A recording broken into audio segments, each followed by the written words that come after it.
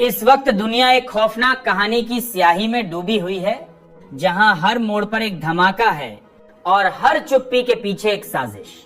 Iran की जीत सिर्फ एक सैन्य ऑपरेशन नहीं थी, बल्कि एक जज्बात था, एक संदेश था कि जब जुल्म हद से बढ़ जाए तो चुप रह जाना भी गुनाह बन जाता है। इजराइल के शहरों में धुआं है, बिजली की जगह डर की गूंज है और नेतन्याहू अब सिर्फ बयान नहीं दे रहे, वो अब अपने देश को बचाने की गुहार लगा रहे हैं। जो कल तक दूसरों के घर जलाने की रणनीति बना रहे थे, वो आज अपने घर की राख समेटने में लगे हैं। गाजा, जो सालों से खामोश गोलियों की गूंज में दबा हुआ था, अब उसे पहली बार किसी ने आवाज दी है और वो आवाज तेहरान से उठी है। ईरान अब सिर्फ हमास का साथ नहीं दे रहा, वो गाजा को फिर से जिंदा देखना चाहता है। उन चेहरों को जो खंडहरों के पीछे बच गए हैं, उन बच्चों को जो बस्ते नहीं उठाते, मलबे से रोटियां ढूंढते हैं। ईरान कह रहा है, हम फिर से घर बनाएंगे। जहां अब तक बम गिरते थे, वहां फूल उगेंगे।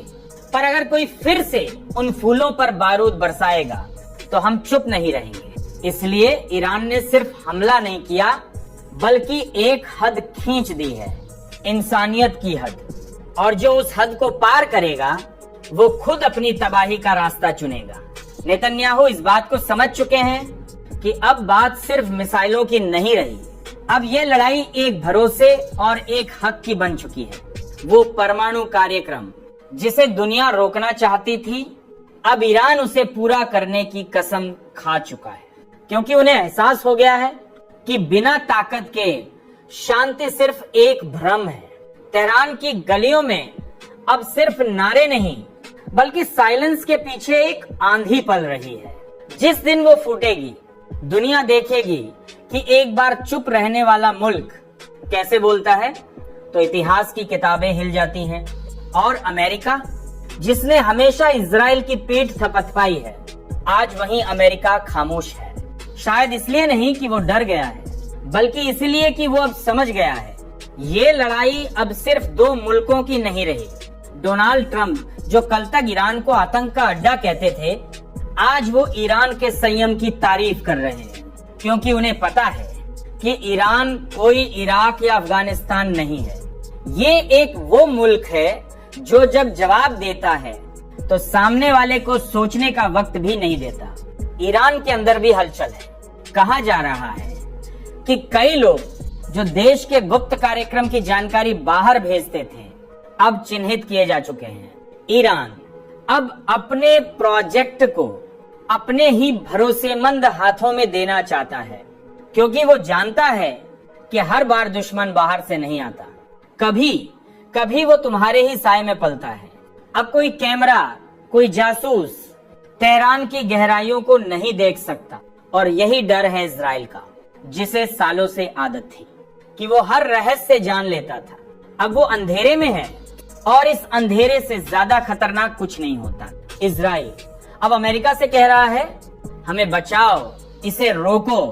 पर अमेरिका अब चुप है, क्योंकि अमेरिका जानता है कि अब ये लड़ाई उससे नहीं रोकी जा सकती। जिसने अपने बच्चों को बारूद की बजाय कलम थमाने का सपना देखा है, पर मजबूरी में बंदूक उठा ली है, ईरान ने साफ कर दिया है, ये कोई खेल नहीं है, ये एक प्रोजेक्ट नहीं, ये एक सपना है जिसे रोकने वाला अपने ही डर में जलेगा।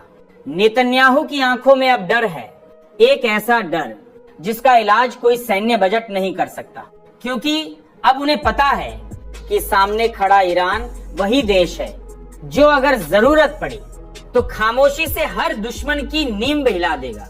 अब लड़ाई सिर्फ मिसाइलों की नहीं है, अब लड़ाई है इस सवाल की कि क्या इंसानियत सिर्फ शब्दों की किताब में रहेगी, या अब कोई उसकी हिफाजत के लिए खड़ा भी होगा।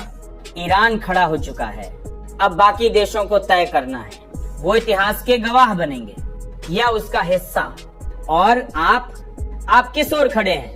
क्या आप इस लड़ाई में सिर्फ दर्शक हैं या इंसानियत के लिए आवाज उठाने वाले? हमें जरूर बताइए। आप किस देश, किस राज्य से हमारी यह खबर देख रहे हैं? क्या आपको लगता है कि ईरान की यह जवाबी कार्रवाई सही थी, या दुनिया को अब बैठकर शांति की एक नई परिभाषा लिखनी चाहिए। अगर आपको ये पत्रकारिता सही लगी, अगर आपको लगा कि कोई है जो सवाल पूछ रहा है, तो चैनल को सब्सक्राइब करिए और पास में जो ज्वाइन का बटन है वो भी आप ही के लिए है, क्योंकि इस अंधेरे वक्त में कुछ आवाजें बाकी रहनी चाहिए जो सिर्फ सत्ता की नहीं, सच की बात करें। धन्यवाद। गाइस, वीडियो कैसा लगा? अच्छा लगा तो लाइक करें, शेयर करें एंड सब्सक्राइब करें चैनल।